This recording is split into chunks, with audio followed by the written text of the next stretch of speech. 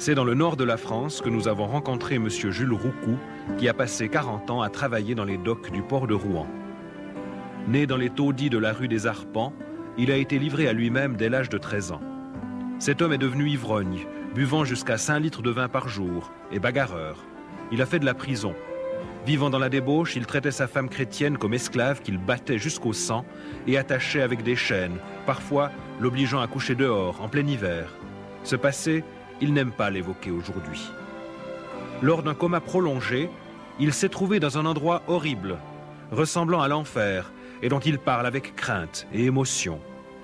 Cette expérience l'a conduit plus tard à donner sa vie à Jésus-Christ.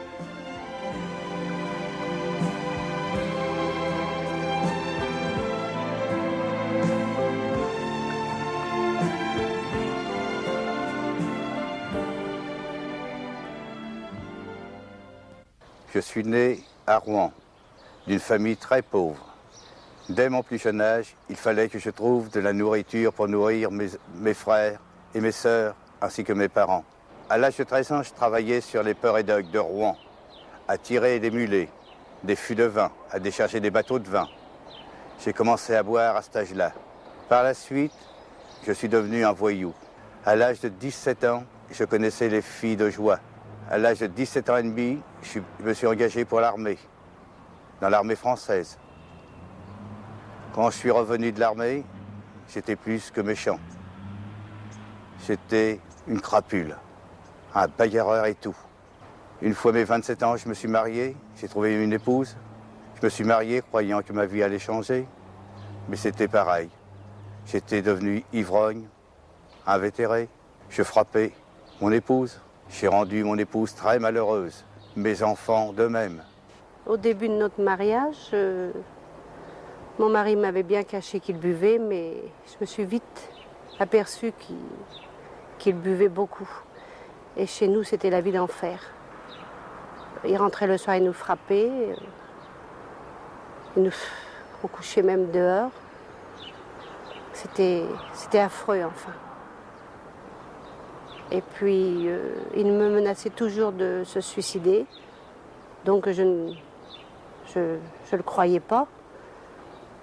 Et un jour, eh bien, oui, il l'avait fait.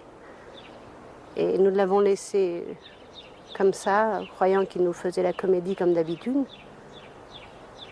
Mais Dieu, tout d'un coup, m'a montré qu'il n'était pas comme d'habitude. Et quand je l'ai vu, ses yeux étaient ressortis de la tête, son visage gonflé, c'était terrible. Et aussitôt, j'ai appelé mes enfants et on a appelé le SAMU. Le SAMU, pour eux, c'était un homme comme déjà mort. Et ils me l'ont transporté tout de même et il est resté 36 heures dans le coma.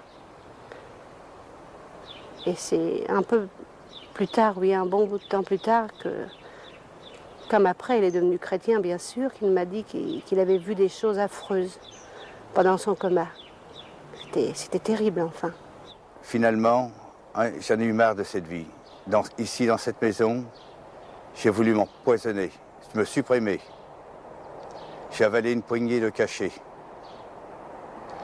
Je me suis retrouvé dans le coma. J'ai été 36 heures dans ce coma. Et dans ce coma, c'est affreux. Je me suis retrouvé dans l'enfer.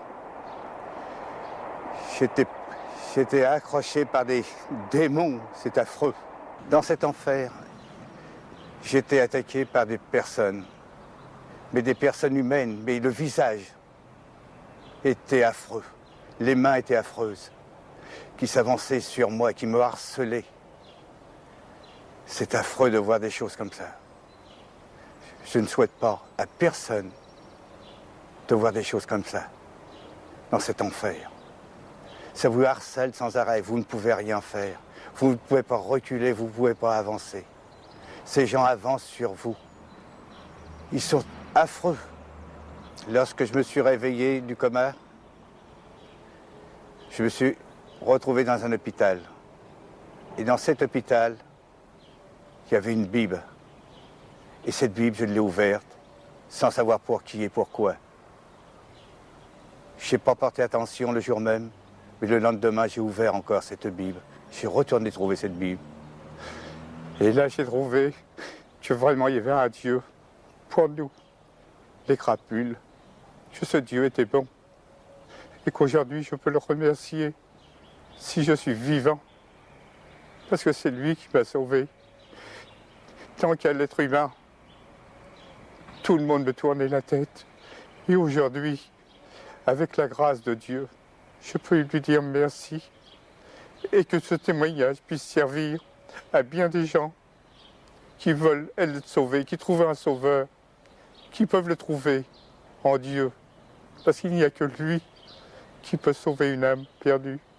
Je le remercie de tout cœur.